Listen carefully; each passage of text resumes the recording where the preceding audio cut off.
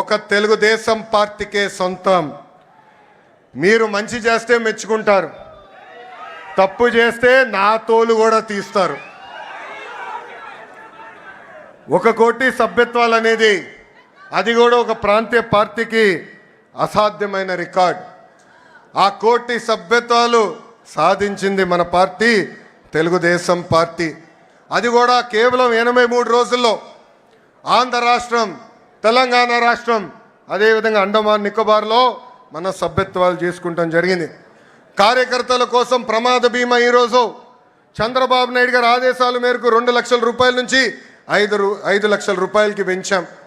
కార్యకర్తల కోసం సంక్షేమ విభాగం ఏర్పడిన దగ్గర నుంచి గడిచిన 10 సంవత్సరాలు సుమారుగా 140 కోట్ల రూపాయలు సంక్షేమం కోసం, మన కార్యకర్తల కోసం మనం ఖర్చు పెట్టాం.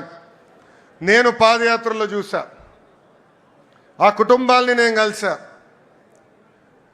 2004లో ఫ్యాక్షన్ దాడిలో ఆనాడు కాంగ్రెస్ పాలకులు మన కార్యకర్తల్ని చంపేస్తే వాళ్ళ పిల్లల్ని సొంత పిల్లలుగా దత్తక తీసుకుని చదివించిన గొప్ప నాయకుడు మన నాయకుడు చంద్రబాబు నాయుడు గారు. ఆనాడు మీ అందరు తెలుసు, గండిపేటలో ఏకంగా స్కూల్ స్థాపించాం, ఉచితంగా పిల్లల్ని చదివించాం. ఏదో చదువు చెప్పి వదిలేస్తాం కాదు, ఇంటర్ కానీ ఇంజనీరింగ్ కానీ చివరికి వాళ్ళ ఉద్యోగాలు వచ్చే వరకు కూడా వాళ్ళకి అండగా నిలబడింది మన నాయకుడు చంద్రబాబు నాయుడు గారు. భారతదేశ చరిత్రలో ఏ పార్టీలో అది జరగలేదు. ఈరోజు ఒక మాటలో చెప్పాలంటే మనందరి అదృష్టం, ఇంత గొప్ప నాయకుడు మనకి అధ్యక్షుడిగా ఉంటాం. నేను అనేక సందర్భాల్లో చెప్పా,